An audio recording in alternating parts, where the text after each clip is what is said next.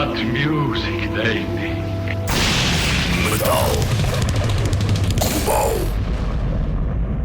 Sejam bem-vindos a mais um podcast de Metal Global. Hoje a conversa é com os Frayle, que lançaram no outono passado o seu mais recente álbum, Heretics Lullabies, através da Napalm Records. Antes de irmos à conversa com o vocalista dos Frayle, Gwyn Strang, não quero mais lembrar que tem a versão rádio do Metal Global exclusivo na RTP Play. É passar por lá e procurar por Metal Global. Para além de temas de Frayle, temos também novidades Evergrey, Épico ao vivo e também Einar Solberg. Voltando então a este novo trabalho dos Frayle, Heretics Lullabies, o álbum recebeu elogios notáveis e a banda está prestes a arrancar a sua próxima digressão pelos Estados Unidos como suporte das Dogma. Mas agora vamos então à entrevista com Gwyn Strang, que nos conta tudo sobre esta novidade dos Frayle, Heretics Lullabies. Hello? Hello. Oh, hi. How are you? Hello. Sorry, the last one ran late, so I apologize. It's okay, no worries. Nice cat. Hello. Yeah, he's been here for the entire time. How's everything? Busy days? It's good. It's good. How is everything with you? Everything is good. Busy as well, but all good. I've been promoting a lot this new record, Heretics Lullabies. Yes, it's been very busy, and we love it. Yeah, that's a good thing. So, before we start talking about the record, let's talk a bit about Frayle. How did you guys formed? How did it all started? Sure. So, Sean and I met, probably 10 years ago or so, and we became a couple. And as we became a couple, we he started writing music again. He'd been kind of in a slump for a long period of time, and he decided he wanted to write music again. I had never been in a band before. I'd never done anything like that. And he kind of convinced me, this is just for us. Let's just write some music. Okay, fine. So, well, it took some convincing, but so he kind of lured me in with our first cover of Wandering Star, because I'm a huge Portishead fan. So he wrote that and he's like, just sing over it. So we recorded that, and then we wrote, I think The White Witch was the first song that we wrote together. And then he said, well, let's just release this on Bandcamp. Just for us, it'll be a project. Okay, that's fine. And then within a week, we were contacted by our first label, Laybear, in Nijmegen, and she wanted to put it out on vinyl. And then within 6 months, we were playing festivals in Europe. So it's been an amazing journey, and I'm really happy that we did it. Yeah.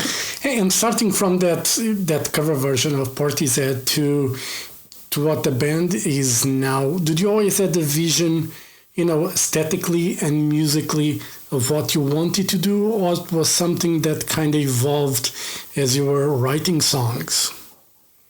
Yeah, I think it definitely evolved. Like when we first started playing, again, I was very nervous, and I think my first few shows, I spent more time trying to hide than trying to just emote. And it's difficult to hide as the front person, but when you look back at some of the first shows, again, we didn't really have the aesthetic or anything like that. I think this is, it's really who I am. I think some of the first advice that I got was, don't wear anything crazy. You don't want to do that. And then meanwhile, fast forward, and I'm wearing these giant feathers on my head. But, I think it definitely evolved over time, and it just kind of whatever felt right to us in the moment. And then of course that's going to change, and things are going to look a little bit different or sound a little bit different, and that's part of growing and changing, right? Yeah. And so when you prepare for a tour, you have to prepare outfits. What you look into to prepare for the stage? I mean, do you read like the magazines to see what's in fashion or to get inspiration? How does normally that works with you? Yeah, so I definitely spend a lot of time on Pinterest. But I also like to movies and things like that, and things that can't be real. Like if I see an outfit or something that can't be real, I'll make a version of something that can be real and that kind of gives that same feeling to me. I think it's an extension of what the music is for us, right? So with Frayle, we try to create a universe or a world. And if you've ever done, I don't know if you play in a band or if you... I have friends, but I never... Okay. When you're writing or when you're painting or something like this, you feel kind of high, like you get a high, you feel euphoric.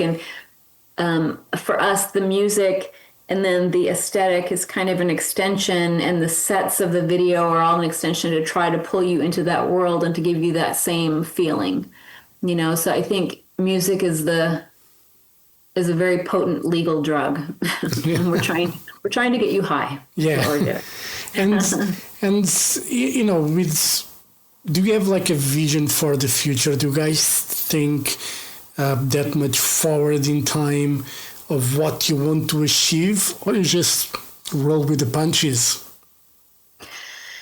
So I think there's a little bit of a goal, or what we want to achieve. But it's not something like have a number one album or, something like that. It's more like, we want to, I don't even know. But I think most of the time, though, we always say we want to be like water. We want to just be fluid and take things as they come and appreciate them in the moment, and then, move on to the next thing and try and figure out what our next step is. I don't know that we necessarily have 10 steps ahead already planned, but we just try to, be more in the moment and appreciate and work on what we have going on in the next thing moving forward. Yeah. And for the new record, the Heretics and Lullabies, when did you guys start working on the songs for the new album? It feels like forever now, like it feels like a long time ago. As an artist, you just want to write it and put it out, because that's your way of expressing yourself, right? And so, but, when we, after the last album, we left our record label. It was mutual, right? We're like, okay, we didn't think this is, something we both need to move on from. And then it was like, well, we don't have a record label. How do we release it? And, what are we going to do with it? We don't know. Do we self-release? And then, we're kind of writing these songs while we were thinking about these things. And then Napalm emailed us. Seb emailed us and was like, hey, let's talk about this. And so we're like, oh my gosh, how amazing, right? So it was, it was many years ago now. And it took a while to, take the demos. We'd never worked with a producer before. So taking the demos and then re-recording them for the actual record and then sending them off to the producer. These were all things, like the producer, we'd never worked with a producer. So that was kind of a different thing for us. And that took a while, of course. Aaron Shaparian was our producer, who's amazing. But all of these, each step took a lot longer than we were used to. And we added steps because, we never had an outside producer before. So it took a long time. Yeah. So what is the advantage of having a producer? I mean, when you write songs and you feel strong about it and about them, and you have someone from the outside, in a way, saying, I don't like it that much, or maybe you should just, but you feel strongly about that idea. How does that work with you guys? Well, so Aaron was amazing, right? And I think initially Sean was reticent to let anybody in because we'd always done it ourselves. But Aaron just really got what we were trying to do. He really understood the assignment, and so with him, he's never said, I don't like this, or let's not do this. He was like, how do we fully bring your vision to life, and what can I do to help you fully realize that? So he was just amazing to work with. And like I said, he got the idea right off the bat. So it was different. After the first song, that he sent us, like Aaron sent us back a snip of, like, I think it was Summertime Sadness, and Sean literally had a tear form in his eye, and he was like, oh my gosh, I didn't think it could sound like this. So we were extremely happy, and any thoughts of being hesitant quickly left Sean's head after hearing that first snip of Summertime. Yeah. And speaking of Summertime Sadness, how did you come with the idea of covering that song from Lana Del Rey? Because, I mean, when you're in a metal band, sometimes it's the last thing people will think about is Lana Del Rey. Right.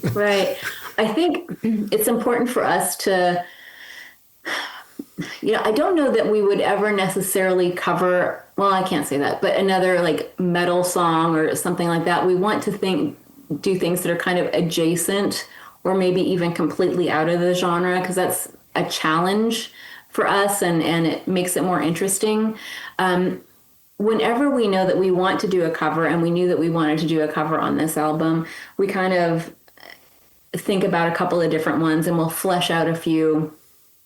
Lana, of course, is just the queen of melancholy, and so she already had that kind of sadness, to her.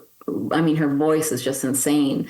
But the song itself just had that sadness and that melancholy that we strive for. So it seemed kind of like a natural song for us.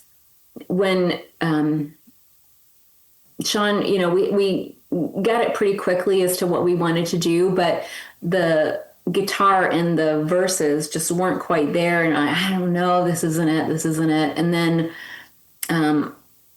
I went out to run an errand, and Sean stayed home, and he's like, okay, I'm going to strip it down to the bare bones and just listen to drums and my voice, and just play on top of it, and just kind of feel things instead of think about what should I be doing. And that's when he came up with the single notes at the beginning, and he sent that to me, and I was like, oh my God, that's it. That's it. So then it's just like, okay, this is the one, so that was how that came about. Is it easier to make a song, like a cover version, your own, when you go outside the realm of metal music? I mean, because, someone that is familiar with metal songs, they probably will find it strange if you don't stick to the melody or the main riff or something like that. So if you go to a song that they probably wouldn't ever heard, it makes it feel like, okay, it's a song of, Frayle. How is it easier for you to go outside the box and, cover? Right. I don't know that we ever really thought about that, but that's a good point. Now I'm going to think about that. But I think it's just, when we think about songs that we want to cover, we think about what song had an impact on me or made me feel something. And so, if you think about all of our covers, like Wandering Star, Ring of Fire, all of those songs made us feel something. And of course, Lana, just her voice moves me. So I don't think we really thought about like keeping within or outside of the genre. I think we just think about, did this song make me feel something? And how can we make us feel more, Is there any other, you were talking about, covers for the album. What were other artists that influenced you and that you would think would be like, or would make a good cover version for? So Sean and I come from different musical backgrounds. I come from a very, I guess, gothic, industrial, but also trip hop, which I know is weird, but background. And Sean comes from more like the heavy rock, metal kind of background. So he's informed by bands like Sleep, bands like Crowbar, bands like Neurosis. I come from a background of like Bauhaus, Swans, things like that. So, and I think that's kind of what makes Frayle. On top of that, like when we write separately. He writes his thing, and then I come in and write my thing, and then we listen to it together. But it's we try to stay out of each other's way, and so I think it's the combination of those two things, and that makes it so authentic, but also kind of what keeps it heavy and creepy and everything all at the same time. Yeah. And what was the first song, well, if you remember, that started the whole thing for this record, for the new wave, for the Heretics and Lullabies album? That's a good question.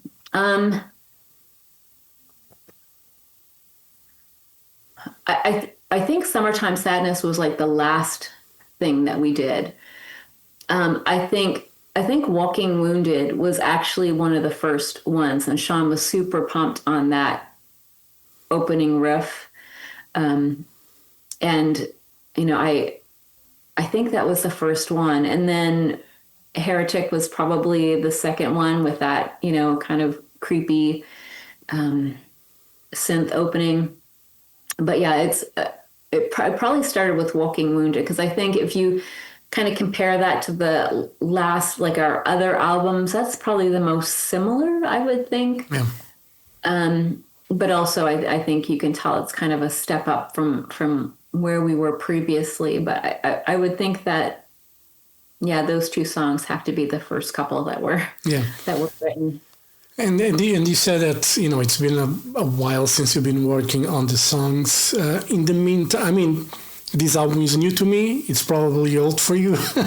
I mean, you've been living with it for a while now. Are you guys already working on new ideas? I mean, did you guys always keep trying to, collect ideas for new songs? Are you thinking about next record, or you just want to focus on this one, go on the road, and then we'll see what happens next? Yeah, no, we're definitely working on the next record already. The way that we work is Sean, we have a studio on our third floor, and Sean just goes up there and he'll record if he likes a riff, we call it now vibes. We don't really do riffs anymore. We make vibes. So if he hears something that he's doing that he likes, he'll record it. And he has a library of just hundreds and hundreds of these things. And then we'll set a time and we'll be like, okay, let's go over everything. And which of these do we want to flesh out into complete, songs? And then I'll go up and I'll put a vocal melody on top of it. And I have, I've created a library, same thing, with a bunch of melodies on my phone. I have a library of just hundreds and hundreds of lyric notes as well that, I kind of refer to when it's time to write a song. But yeah, we already have probably 20 things that we can pull from so far to make a new record. And can you organize well those, voice notes and lyric notes? I'm a bit terrible with organization. I try to be better, but my mind doesn't work like that. How does it work with you? Do you have it well organized? If you kind of remember, I wrote this, exactly what it is? Not at all. Not at all. It's just kind of thrown in there. And then when it's time to write something, I'm like, oh crap. What day was that? And you can name them, and sometimes I name them, but I don't know that the name would necessarily help me, figure out which one it is. So it's just kind of a jumble. And, sometimes I'll go in there and poke through and be like, okay, this one bears some fleshing out, but most of the time it's just kind of a giant mess. And normally, for those lyric ideas, do you have complete sentences or just words? How does that, work with you? It's both. So sometimes, I love words. I love words. I like a turn of phrase can really get me charged up. So if I think of something whether it be a turn of phrase or whether it be a single word or whether it be, a complete verse, I will jot it down on my phone. Those are a little bit more organized. Not much, but a little bit. And then I can go back and kind of reference it after, we think about, well, what do I want this song to be about? Is this song going to be about, and then I'll go back, okay, this lyric that I've written down, this is a great starting point. Because I think it's, with writers, if you have a blank page, it's so much more intimidating than starting with, even if it just be a word or a sentence, then you can kind of work on that. So. Hey, just like me, when I prepare interviews, I have a notebook with me, something like this, and right. Blank page and a pen, and I cannot, I keep saying this, and people just sometimes they don't believe, but I cannot type an interview on the computer. I cannot use a computer to type to prepare an interview. I tried in the past. I can't. Doesn't work. I have 4 or 5 notebooks full of interviews, and I need the paper and the pen to write them down because the ideas just flow way more easily like that. I agree. There's something more organic about, I have a zillion journals as well. I love paper. I love it's something more organic, and that pen to paper, that feeling of the pen scratching on there's nothing better than that. Yeah, it just helps flows the ideas, at least for me. Right. I know people that can write the scripts they do in the computer and they type all day long. It's not me. It's not. Whatever word. Is that, speaking of words, is there a word that you love, that you would like to put on a song, but you haven't yet? A word that it's not very commonly used. Let me refer to my notes because I know I have a million, but usually it's not so much I think a word in itself can be beautiful, and it in and of itself can be poetry. But I can't think off the top of my head if there's anything one word specifically. I know that heretic, was stuck in my head for a long time, and just the meaning of that, and what does heresy mean? What does it mean? If you think about it, what is heresy for one person can be scripture for another, yeah. Right? So who's to say what is heresy or who is a heretic? So I think that's stuck in my mind. And that's why this album was all about, heresy and heretics. Cool. And, with an album comes live shows, probably. What are the plans for Frayle when it comes to that? Europe, United States? What are the plans until the end of the year and for next year for Frayle? So we have, the only thing that we have confirmed, right, or that we can speak on right now, I guess I should say, is we're playing Tennessee Metal Devastation on October the 11th. It's a festival down in Tennessee. We're excited about that one. We just got confirmation of a U.S. tour starting the last week of October, but I can't announce that yet.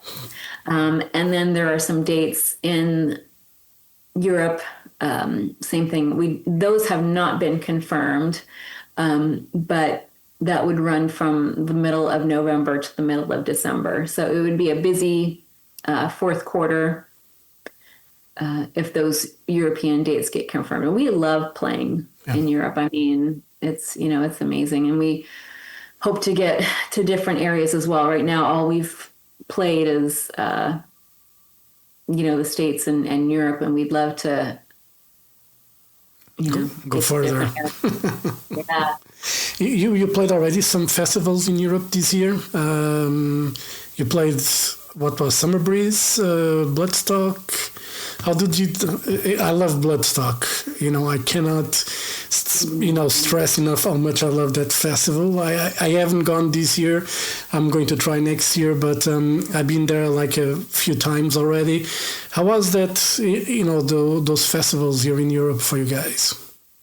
Yeah, I mean, it was incredible. So yeah, we played Summer Breeze, we played Bloodstock, we played Alcatraz, and we played Brutal Assault. The reception at every one of those was just insane. Like, it was packed and people were really into it. Bloodstock, I think, for us kind of stood out because we played a stage where you can, and it was at night, if I'm thinking of the right one, but we were looking out over the crowd, and just above the crowd was like this big, almost full moon. And so it was just kind of crazy, right? Like, who gets to do this? But like the energy of the crowds, it's so funny when you play like individual, like more intimate shows where, it's a group of like 100 people or less, or, there you can kind of feel the emotion and the energy from each individual person. It's like each person is having their own individual experience. Whereas at a festival, it's like just this one experience. And yeah, there's like kind of the person here or there who are kind of in their own world. But in general, it's like this one big ball of white light, this kind of energy, and everybody's moving at the same time and feeling the same things. It's very powerful. Cool. All right, Gwyn, thank you very much for your time. All the best for Frayle. We're looking forward for those European dates when it's confirmed. So, and hopefully, you'll play in Portugal sooner or later. So, fingers crossed for that. Thank you very much for your time. All the best, and hope to see you soon. All right? All right. Well, thank you so much. Thank you so much. Have a great day. Thank you. Bye-bye. Bye.